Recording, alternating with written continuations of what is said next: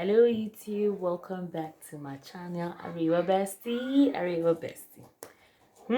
And that's today's topic, of course, is a series, and that is it. I don't know when I'm going to end this, but let's just keep going in between other content. All right, on this channel, I build content surrounding social topics, relevant topics, and just any little experience or opinions, unpopular opinions, let me be more specific, about some certain issues or topics or relevant projects that I have been involved in or want to be involved. Don't mind me, please. Hi, Bestie. Welcome to my channel. And the topic is that a narcissistic person will wear you out.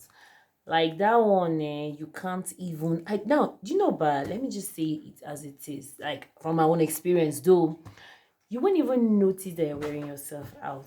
Like at the beginning, it begins. Maybe you have a lot of energy, of course, at the beginning, and gradually this narcissistic person, which of course most cases we always have one relationship or the other with them, because someone random from the street will not just come and frustrate your life. That's the truth. It has to be a certain connection that allows you to allow the person into your space, and this person takes advantage of you. That's the truth, because there's no better word to use, because most cases it has to do with taking advantage of.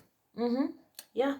So, a narcissistic person honestly begins to sap you. Now, at the beginning, you just think it's normal disagreement. Like, in every relationship, there's this general saying, we disagree to agree. So, at the beginning, you would think that it's just normal disagreement, you disagree. And funny enough, let me just tell you something about a narcissistic person wearing you out. At the initial stage, you actually believe that you guys are actually sorting your issues, because now you are the healthy person. You tend to accept peace and let things go and let things slide, and then you move on, which of course that's what a narcissistic person wants, to always feel ahead of you, may better than you, much more calculative than you. Of course, you're this dumb person that does not know anything, so they always want to. Now, a healthy person, of course, no healthy person wants an argument to linger for almost like forever. So at some point you get to a point where you say, okay, it's fine, I'm sorry. Now you find yourself apologizing for things that you're never supposed to apologize for, but just because you want peace to reign, you would apologize. It goes. Now it begins in that pattern. You, as I said earlier, you just feel that you're just having little squabbles that you just end it with an apology. But gradually, it begins to be like you're feeding this person with those your apology, you're feeding their ego, and you keep apologizing all the time, And then gradually, you now realize that the main fact that you keep accepting, I don't know, or you keep up, yeah, the main fact, because the narcissistic person is always a victim. He or she always believes that you've offended them. Every time you've offended them, you're always the offender and they're always the victim. So the more those kind of arguments are striving through, you're feeding them without you realizing it. Yes, that's the truth. You're gradually feeding this person's ego, most first of all, without you realizing it. And so, in a narcissistic person, if there's anything they crave for more, is the egocentric part of them. They crave it more, like it validates them, it makes them feel valuable. Exactly. So you keep feeding it without you realizing. And of course, because that is what they feed on. When you feed on anything you enjoy feeding on, you always want to have more and more of it.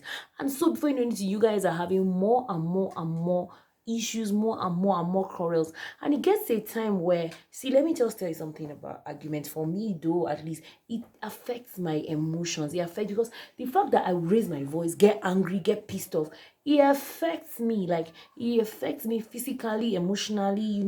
So gradually those things has to also do with your health. It has to also do with your human health. And then you're changing without even realizing it. You're depreciating without even realizing it. Now by the time you realize it, at this point, by the time you retaliate, a narcissistic person still sees you as a bad person. Like, he still sees you as the offender and he as the victim. So it gets to a point where you just feel like, for real, is this how it's going to be? Like, I don't know how to explain it in words, but it is just, I don't know, just manage my explanations. But to be honest with you, you get totally worn out. totally worn out with a narcissistic person in your life, because you might end up not even having time for yourself, honestly speaking. And if you're this person that have other people that are looking up to you, maybe you have kids, you have, you have a family to actually, you just realize that the energy you have left for the most important people in your life, it's almost gone. You're just struggling to survive, and before you know it, it's gradually looking like this person is the center of your life. This person is the person that makes makes you or breaks you. But in reality, it's not like that. And to be honest with you, a narcissistic person, I don't know where they get their own energy from, or probably because that's their mindset. They just enjoy it. They just freaking enjoy it. So, to be honest with you, the best thing a healthy person with a narcissistic friend can do for themselves is to end that relationship ASAP, or at least let's say as soon as you find out this is where you are, or this is where this relationship is. Man, whoa, it's time to move.